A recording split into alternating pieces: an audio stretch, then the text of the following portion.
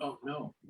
Oh yes, it is being live streamed. It is Car Con Carne, and welcome to it. I'm James Van Osel. Welcome to episode 665, which means episode 666 is on the way. As I do this, as I'm recording the show tonight on Wednesday, the 22nd of September, you should know that episode 4 of the sister podcast of Car Con Carne, the Music of Chicago podcast, is ready to roll out on Friday. It happens every Friday. It is actually music in a podcast. I know what you're thinking. I never hear songs in a podcast. There's a reason for that. Copyright issues. Podcasts are mechanical downloads. You can't share someone else's copyrighted content. If you do so as a podcaster, you could lose the house. All the songs that you will hear on the Music of Chicago podcast, again, the companion podcast, have been generously provided for inclusion by the rights holders, the license, the publishing rights owners of those songs. Music of Chicago, episode 4, coming this week. If you're in a band, if you're an artist, a musician, you'd like to be part of the Music of Chicago, carconcarne.com, carconcarne.com is where you can find all that information. Again, it's a companion podcast, so all the information is there. Speaking of Car Con Carne, I was at Riot Fest this past weekend. The Riot Fest interviews are up. You can hear my chats with Les Savi Fav, Mighty Mighty Boss Tones, Boll Weevils, Devin K, Hepcats, Airstream Futures, etc. They're all live on all the podcast platforms, on YouTube, Facebook, etc. And coming up soon on Car Con Carne, in fact, tomorrow night, punk musician and celebrated visual artist Camille Rose Garcia will be joining me. I'll be talking to haunted houses. I'll be talking to new restaurants. Songwriter and guitar whiz Nathan Graham will be returning to the show, and Eddie Money's kid, he makes cool music, Des Money, will be joining me on Car Con Carne soon. Eddie Money's kid. But as for right now, it is officially last call for Adderall. It is the return of Capgun Heroes to the show. Gentlemen, the big question I have as I look at you in two separate screens on this Zoom meeting, most of the band is in one place. Matt Capgun is in another place. Has Matt been bad? He's always a pain in the ass, but I don't know if he's been bad. No, he was just he had to work today, so he lives a little further away from the rest of us, so he wasn't able to make the drive in. All right. Well, Matt, we'll try to make sure that the time is shared equally, so you don't feel left out. They're drinking behind the bar. I mean, it's kind of isolating. What do you guys? Are you drinking beer? What are you drinking here? A little 312 on tap for me. Tito's, coffee, and that guy. Got an all-nighter going, Joe? You gonna need a little pick-me-up? Always an all-nighter. I understand that. All right, so last call for Adderall. Capgun Heroes have a new album. It comes out on Friday. It is Ramonescore, and if you are unfamiliar with what Ramonescore is, it's exactly what you think it is. It's the long-awaited follow-up to Who the Fuck Are These Dorks? This is something we've all been waiting for. And gentlemen, last time I saw you in the flesh, so to speak, in person, you were recording a video, the lead single for That Girl from this album. There's actually a video. People can see it. Let's start right there. Let's talk about the song. Let's talk about the Teen Idols reference. Tell me about it. Well, I mean, obviously the Teen Idols were a band that was very close to Chicago. They were heavily around the scene around the Fireside. So we saw that band a lot when we were younger, and we're all big fans of it. When we were writing the song, we were just trying to have fun. It was actually one of the last songs we wrote for the record. And the references just kind of came out. And once we threw out a couple of references for some of the bands that we really like Teen Idols, TBR, and obviously, Dan Vapid and the Cheats, and those guys. We just went and had some fun with it, and it worked out really well because we got to reference our friends over at Siren Records in the back half of the song, and they're just great people. It's a great store. I mean, obviously you've been there, so you know what we're talking about. And it was a blast to be able to go there and shoot and have everyone involved, and especially in the middle of COVID, that right kind of in the middle of COVID when there was really nothing you could do. It was a lot of fun to get together and do something, resembling playing a live show. So, right, because it felt weird. Like I understand what this is. I know what live music is, but it's been so long. is this okay to do this? It's kind of, to go on a little sidetrack. I knew you guys were all at Riot Fest this weekend. Felt weird. That felt really weird to me. I had a great time, but it felt really weird. It did. We were just talking about that, saying how much and you just kind of, you felt yourself just getting back to normal and just enjoying, everything that's, great about Riot Fest. I mean, obviously so many great bands. You able to see the Boll Weevils, Lawrence Arms. There's just so many great bands. But then, you kind of every once in a while you had a little bit of a reminder of, okay, people are getting really close here. Uh-huh. We're still in COVID. I don't know if I need you grabbing on me when I don't know you. But it was a great time. And it was something that I'll speak for myself that I know I truly missed. And I mean, I've still been kind of just savoring it since Sunday. So. Anything to add, Joe, fellow Cap Guns? I actually completely forgot about COVID for a couple hours. I took it like it was any other concert. When it was over with, I kind of realized, man, there's a little pandemic going around right now, and didn't think twice about it till the end. But Dr. Darrell Wilson, frontman of the Boll Weevils, when they took the stage, it was either before the first song or shortly thereafter. He thanked everyone in the crowd. He thanked Riot Fest for following these mitigations to make it a safe environment, which there is some comfort in that. Everyone had to check in and show their proof of vaccination, because I swear to God, I was walking around Saturday and it felt like it was 2019 again. And movement was a little restricted. I'm like, it was a little stressful for me. I pushed past it, but it's so weird to jump back in after going cold turkey. And as you said, though, they did do a great job. I mean, obviously verifying those who are vaccinated, verifying those that had a negative COVID test, but also the on-site COVID testing for those people that, didn't have the proof and wanted to be able to get in and enjoy it. So I thought that was really cool that they had that there available for everybody. So they did a great job, and it really was a great event.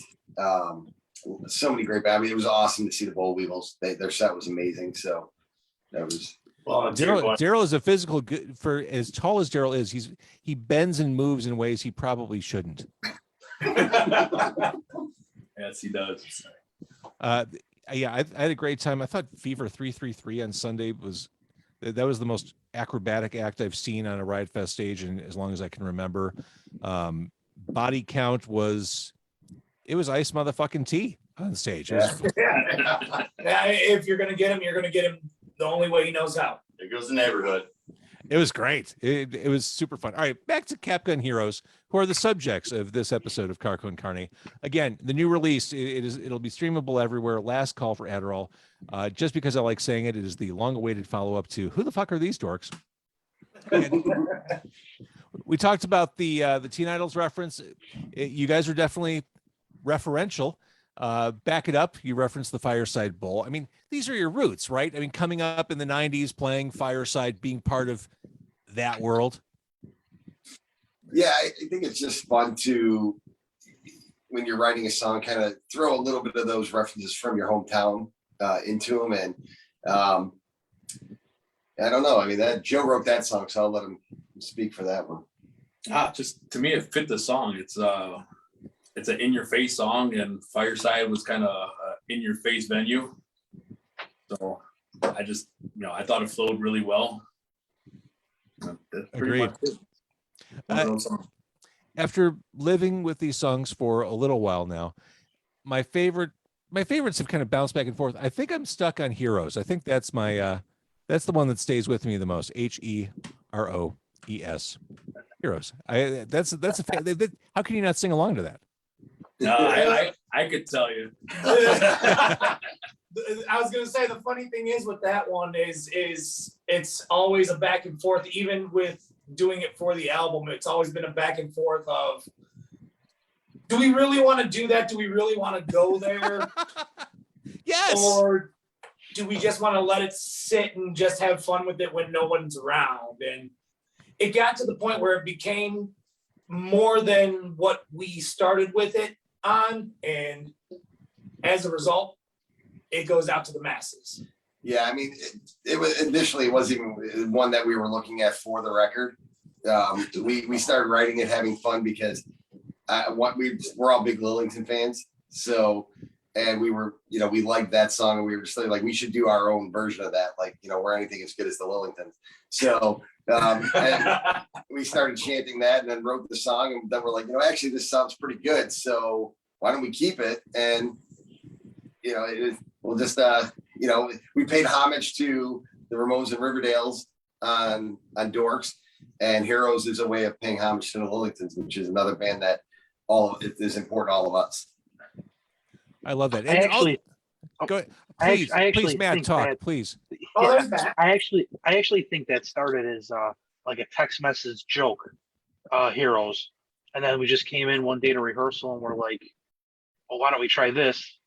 And then kind of just went from a joke to making the album. So it was kind of an interesting way of creating that song. As I'm watching Matt talk, and that's great perspective, I can't help but feel that Matt is here for a meeting with HR, and like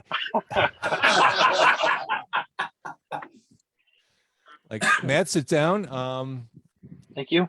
We you doing okay? Would you like some water? You've done You could really go for a chicken parm sandwich. Yeah, Matt, you've done a great job, but it's been a tough year, and It's been a tough year. some hard choices had to be made. We think you're a great guy. Thank you. We do. You're a great guy, and you've done some great work for us. Please continue. Please continue. All right. Go back to the Cap Gun Heroes. This is great pop punk stuff. I talk about Heroes as a fun song to sing along with. I mean, Stuck With You, it was made for singing along. I'm Stuck With You. Ooh, that's textbook pop punk, catchy stuff. Yeah, I mean, it was a fun song, and it's another.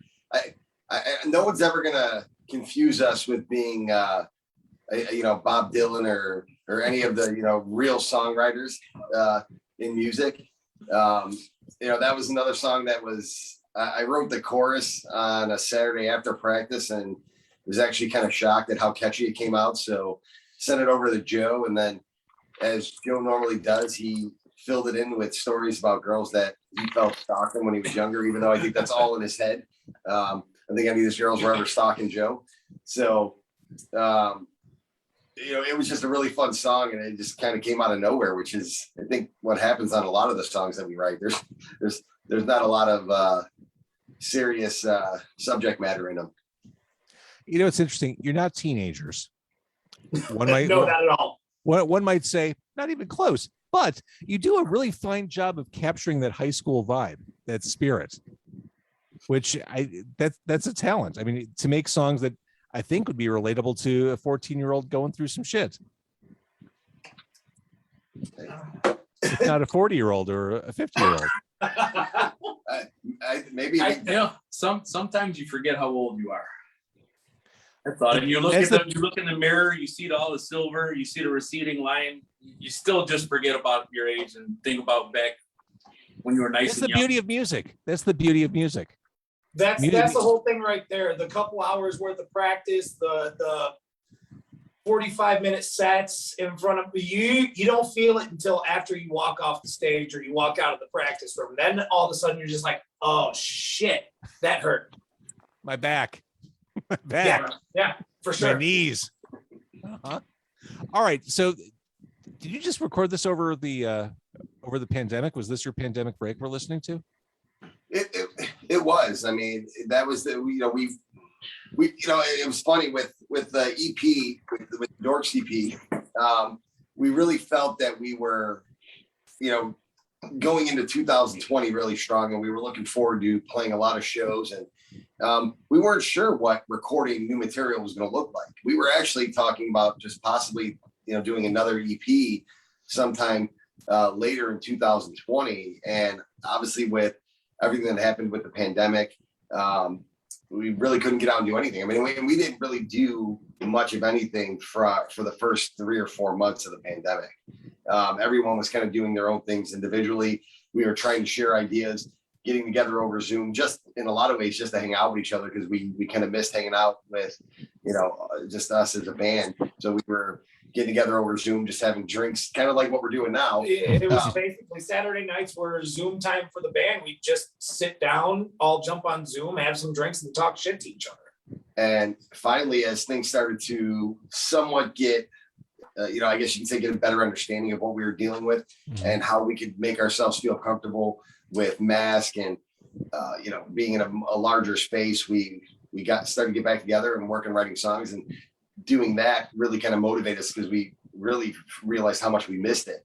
So then, we got back to work on it and finished it over 2000. I think we recorded, what was it, the spring of I don't remember yesterday. I don't know. Oh no,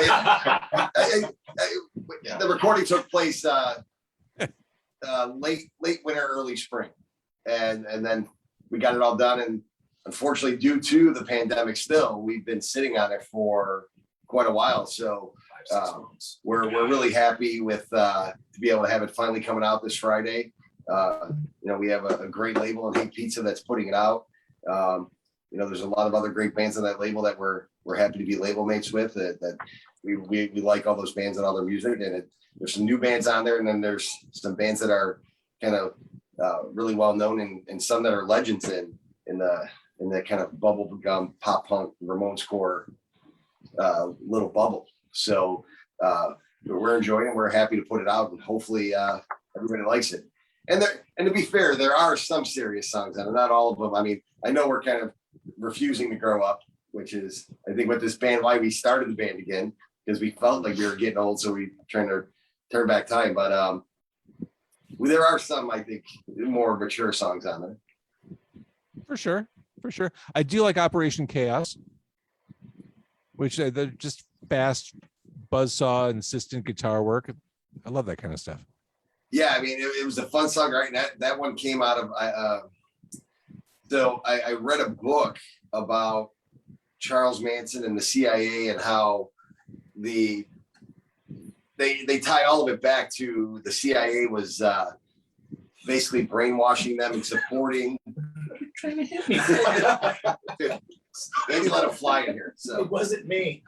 But so it was a really good book, and I was really intrigued by everything that they talked about in there with MK Ultra and how they were providing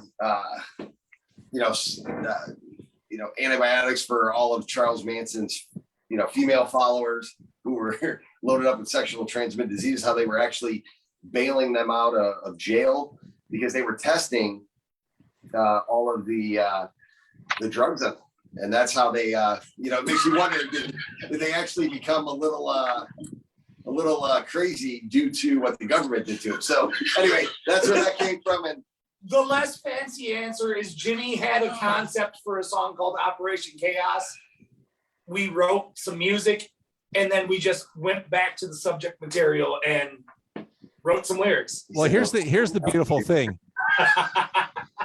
That explanation was actually longer than the song is on the album. Listen to it on Friday. You said long answers are good. I did. I totally did. You get what you asked for. I feel like Matt needs to talk. We're here to please man. That was Jimmy. That was so. Thank you so much for that information just now. I am so much smarter from what you just said. Thank you. Thank you very much. All right. Thanks for being here. To summarize, this Friday, streamable on all platforms. It is last call for Adderall. Will there be a physical manifestation of this? There is. It's coming out on vinyl, released on Hate Pizza Records. And pre-orders are up now on hatepizzarecords.com. So go out and get one. I love it. And before we leave, Matt, we're going to need your key and your access card. And I could give you my stapler if you want my stapler. Here's yours. Thank you. We'll see you out. Cap Gun Heroes, thank you again for doing this. I think this is like round 3 for you on Car Con Carne. Thank you for jumping on the show. Again, we'll listen to your new stuff. We'll support you when music hits on Friday. Thank you guys. Keep enjoying yourself behind the bar tonight. We'll catch up soon. Thanks. Thank you. Appreciate it. Take Thank care. you.